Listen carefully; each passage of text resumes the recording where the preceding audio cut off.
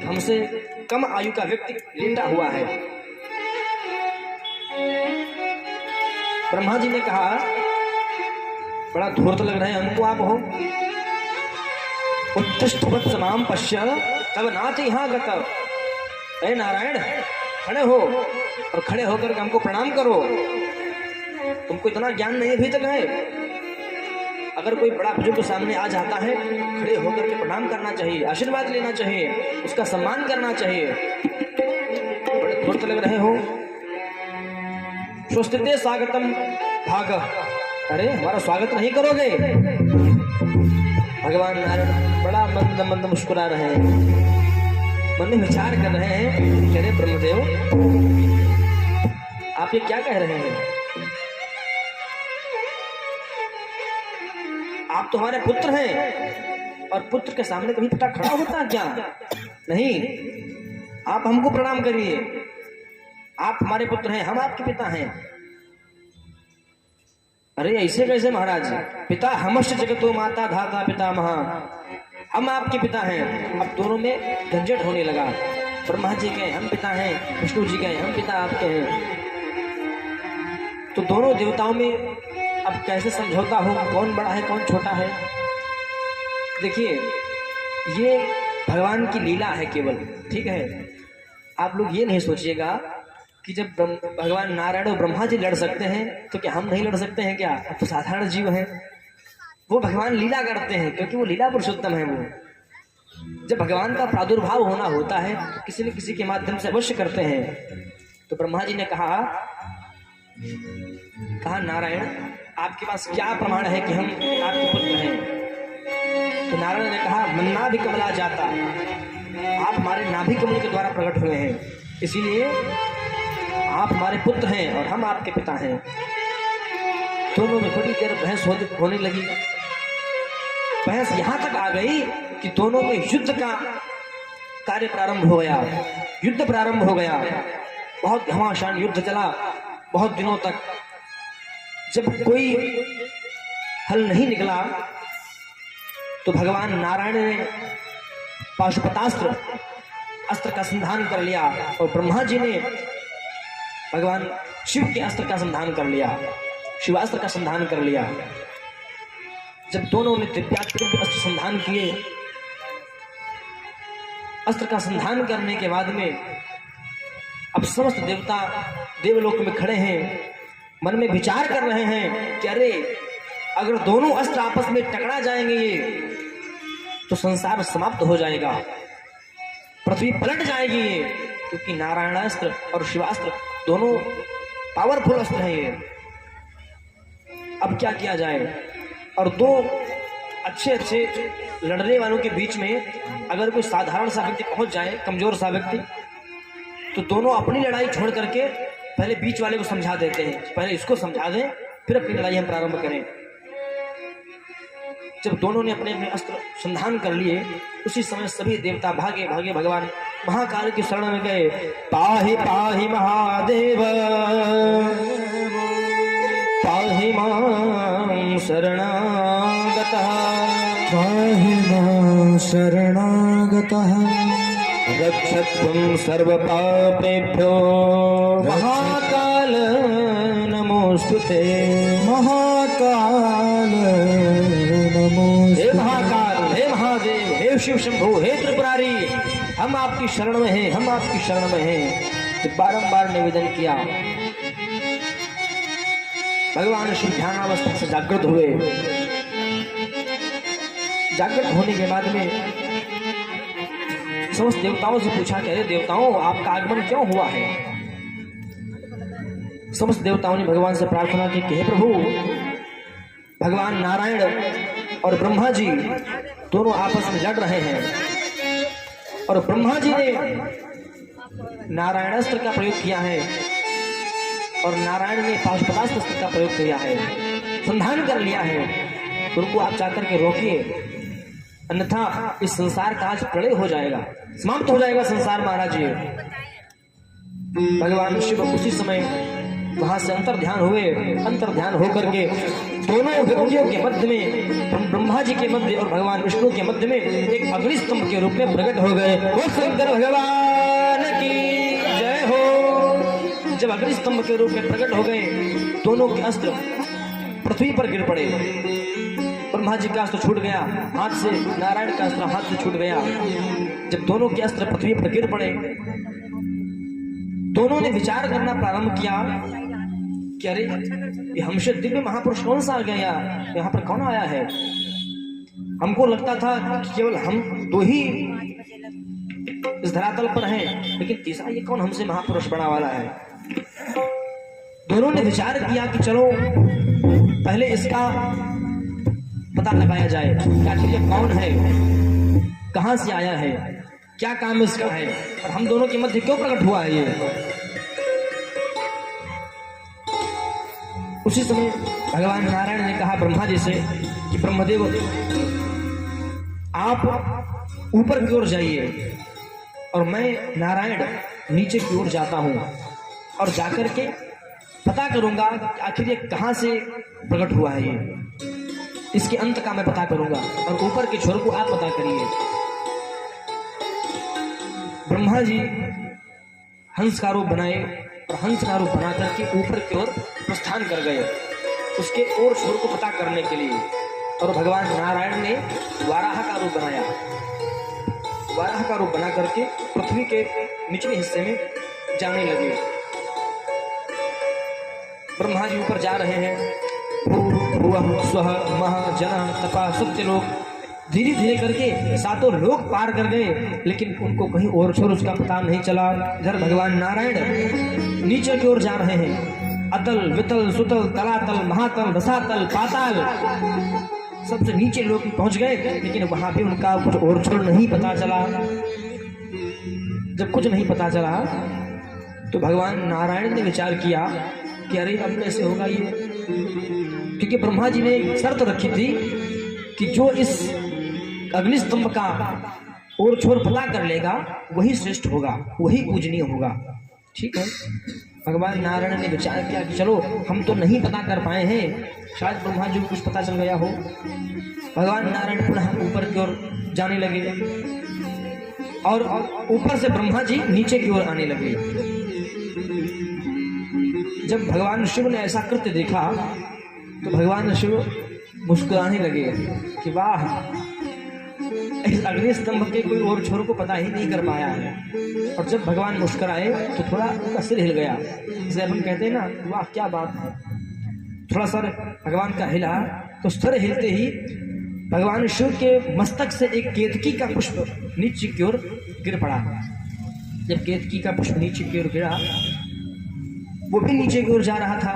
मार्ग में ब्रह्मा जी ने देखा और पूछा कि अरे महाराज आप कौन हैं, कहां से आ रहे हैं। तो उस केतकी के पुष्प ने कहा आप कौन हैं। ब्रह्मदेव ने कहा कि मैं ब्रह्मा हूं। कहां महाराज भटक रहे हैं यहाँ। ब्रह्मा जी ने कहा कि मैं इस अग्निस्तंभ का और छोर पता करने जा रहा हूँ, लेकिन पता नहीं कर पाया। आप कहाँ से आ रहे हैं। तो केतकी के पुष्प ने कहा कि महाराज मैं भी कहीं बीच से ही टपका हूँ, मैं इसका मध्य पता करने जा रहा हूँ। तो ब्रह्मा जी ने विचार किया कि नारायण अंत पता करने गए, मैं ऊपर की ओर पता करने गया था और इसको मध्य नहीं ढूंढने मिल रहा है। लो, एक से एक बड़े महादिग्गज हमको मिल रहे हैं। तो ब्रह्मदेव ने विचार किया कि चलो एक हमारा साथी तो कम से कम मिल गया है। भगवान की कृपा से आपको एक हमारा सहयोग करना पड़ेगा। केतकी पुष्प ने कहा कि बताइए ब्रह्मदेव क्या सहयोग करना पड़ेगा। कहा कि नीचे भगवान नारायण इस अग्निस्तंभ के अंत को पता करने के लिए गए हैं और जब वो हमको मिलेंगे तो आप उनसे ये कह दीजिएगा कि ब्रह्मदेव सत्य कह रहे हैं। केतकी ने कहा ठीक है महाराज, मैं सत्य कह दूंगी। अब दोनों केतकी के पुष्प और भगवान ब्रह्मा नीचे की ओर आने लगे। जैसे ही आए, बीच में उनको भगवान नारायण से पुनः भेंट हुई। ब्रह्मदेव बड़े मुस्कुरा रहे हैं। भगवान ने पूछा अरे ब्रह्मदेव आप तो बड़े मुस्कुरा रहे हैं, क्या हुआ, आपको इसका अंत पता चला। ब्रह्मदेव ने कहा हाँ, मैं इसका अंत देख करके आ रहा हूँ। अरे वाह, भगवान ने मन में विचार किया कि ऐसा तो हो ही नहीं सकता है, क्योंकि जब मुझे नीचे का और छोर नहीं मिला है तो ब्रह्मदेव को कहां से मिल सकता है। जब इस प्रकार विचार किया तो ब्रह्मा जी ने कहा, देखिए मैं अपने साथ में एक गवाह भी लेकर के आया हूं। तो भगवान नारायण ने कहा, कौन गवाह है? कि उसको समक्ष किया, इनसे पूछे आप। केतकी के पुष्प ने कहा, सत्यम ब्रूयाद भो ब्रह्मन। महाराज ब्रह्मा जी सत्य कह रहे हैं, ये किनारे को पता करके आए हैं, ऊपर के छोर को। भगवान नारायण बड़े प्रसन्न हुए कि चलो कम से कम किसी ने किसी को छोर मिला ही तो, हमको नहीं मिला तो क्या हुआ, ब्रह्मा जी देख करके आ गए हैं, ठीक है आज से आप ब्रह्मदेव हमारे पूजनीय हैं। भगवान नारायण ने विधिवत 16 प्रकार पूजन की व्यवस्था की।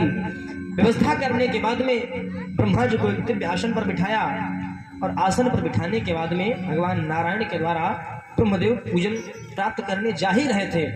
उसी समय अग्नि स्तंभ के मध्य से भगवान शिव त्रिनेत्रधारी त्रिशूल लेकर के प्रकट हो गए। बोल शंकर भगवान की जय हो। जब भगवान शिव त्रिशूल लेकर के प्रकट हो गए, भगवान शिव के उस क्रोधावतार को देख करके ब्रह्मा जी बड़े भयभीत हो गए। कह रहे महाराज ये कौन प्रकट हो गया, कहां से आ गया ये? नारायण ने तुरंत जान लिया, ओहो प्रभु आपका पदार्पण हुआ है। भगवान नारायण ने पुनः नतमस्तक किया, प्रणाम किया। प्रणाम करने के बाद में भगवान शिव ने कहा कि हे नारायण, आप श्रेष्ठ हैं और आपकी श्रेष्ठता बड़ी दिव्य है। ये आपने सत्य बोला है, इसीलिए भगवान का सत्य स्वरूप ही प्रचलित है, भगवान को सत्य प्रिय है।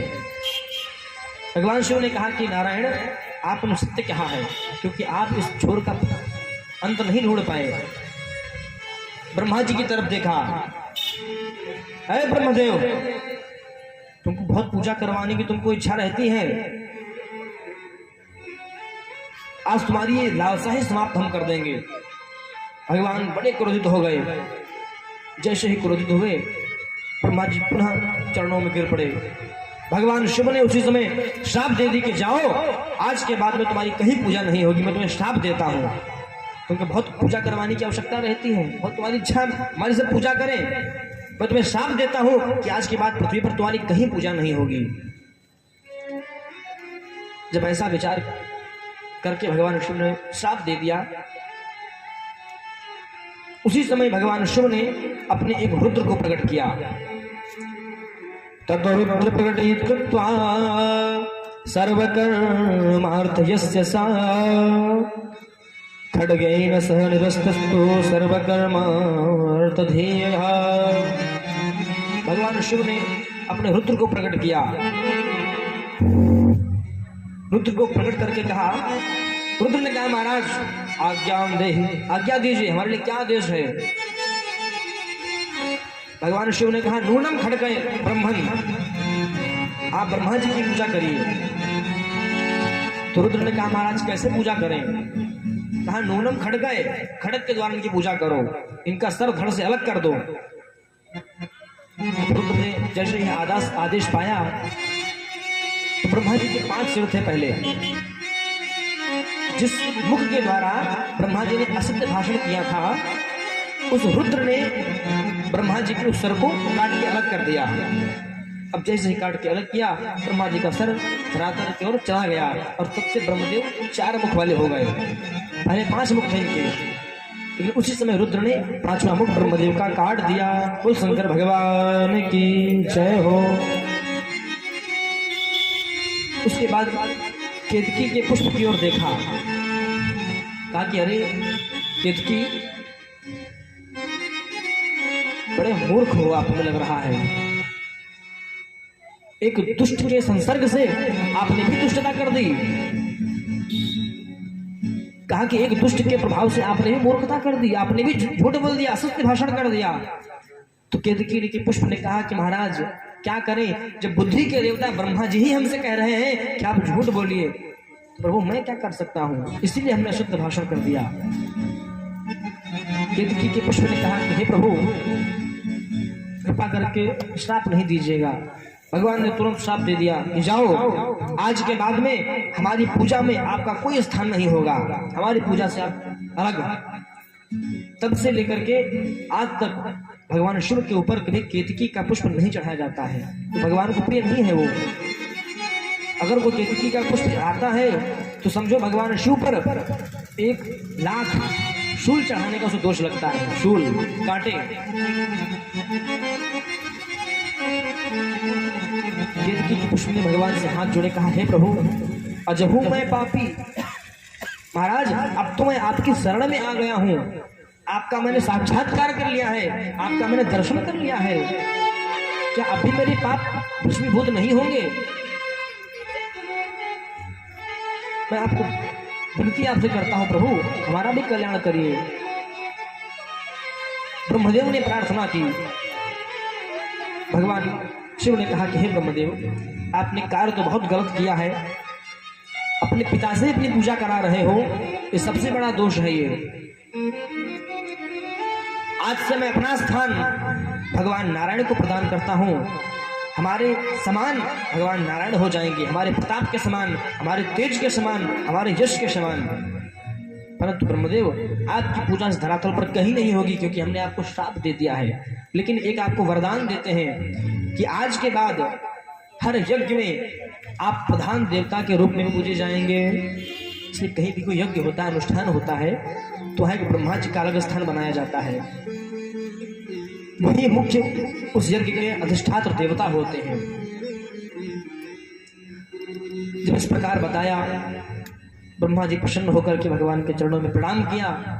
पुनः केतकी के पुष्प ने कहा, प्रभु हम पर कृपा करिए, अब तो मैं पापी नहीं रह गया हूँ, क्योंकि मैं अब आपकी शरण में आ गया हूँ, और भगवान की शरण में गया हुआ जीव भी पापी नहीं हो सकता। भगवान ने कहा कि हे केतकी पुष्प, आज से आप हमारी पूजा में तो नहीं जाएंगे, परंतु भगवान नारायण की पूजा में आप अत्यधिक श्रेष्ठ माने जाएंगे। जो व्यक्ति केतकी का पुष्प ला करके आप भगवान नारायण के चरणों में चढ़ाएगा, वो हमारा अधिक प्रिय हो जाएगा, क्योंकि भगवान शिव की पूजा जो करता है, भगवान नारायण उस पर प्रसन्न हो जाते हैं, और जो भगवान नारायण की पूजा करता है उस पर भगवान शिव प्रसन्न हो जाते हैं, क्योंकि ये दोनों के पूरक हैं। क्योंकि भगवान तो करुणानिधान है, भगवान ने तुरंत आशीर्वाद प्रदान कर दिया।